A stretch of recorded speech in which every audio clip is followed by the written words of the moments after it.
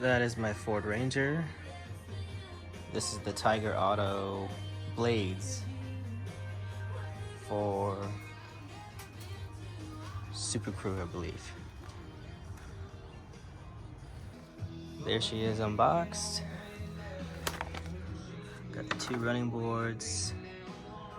Looks like the bottom clips. Then the instructions came in a little baggie.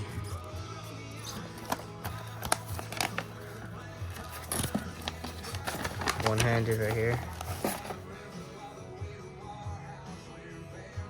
Seems pretty easy. Just gotta find those underneath my truck. Let's check that real quick. Well, at least one there. 1, 2, 3. I assume. Let's figure this out. Based off instructions, you do the front ones first, and then it's gonna tell you how to do it. They said these were 10s, but that's a 16 right there.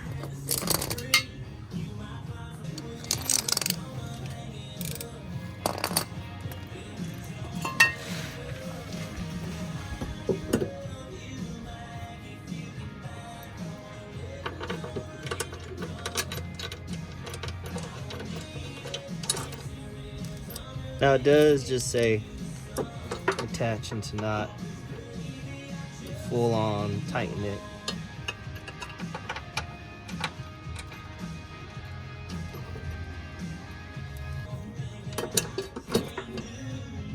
So there's definitely some play.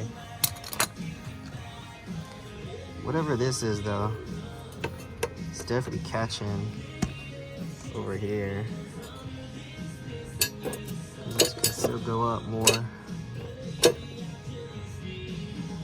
See how this goes. Keep following directions.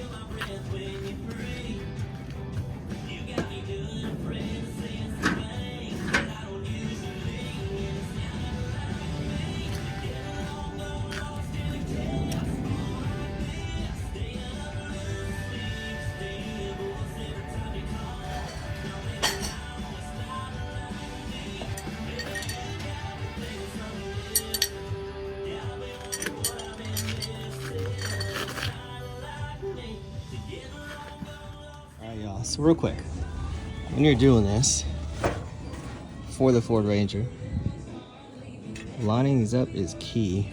And it looks like when you get towards the end over here, there's a little bolt right here that kind of blocks you, because you definitely have to line it up so that all that lines up down there. Damn plane. Damn back. One thing I was wondering about these was the gap. I hate the gap. Now, if you stand up, kind of just look at it like you're walking up to it, it's fine, right? But, I don't know, that just kills me. I wish it was like flush. But then I guess it would take away from how much you can step. But, next part, get back under, is now putting all the bolts on this and attaching those. Same thing, same principle. You just put it on, then you're able to wiggle and adjust so you make sure you get it how you like it, and then you tighten everything up.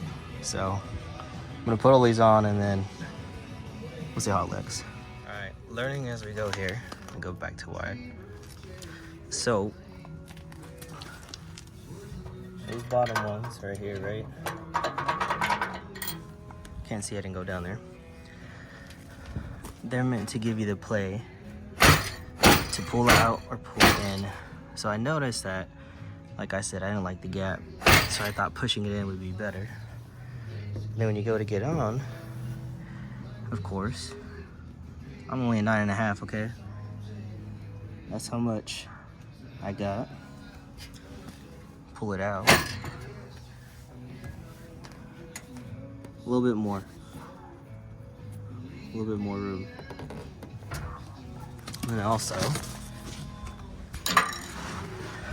you still got play with these as far as, can I turn flash on? Is it too late? Sorry y'all.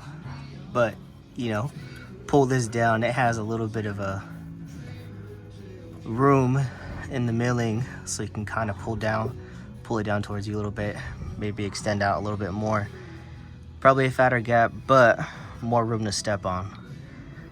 I'm not gonna do any overlanding or anything. I just want something that's gonna help me get into the truck and look nice. So I might just leave it as is. But all I did so far was tighten all 3 on the bottom first. I didn't do anything on the top.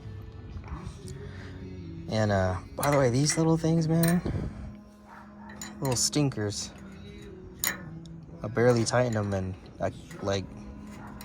they're stuck in there. So that means I'm gonna be torquing them pretty hard.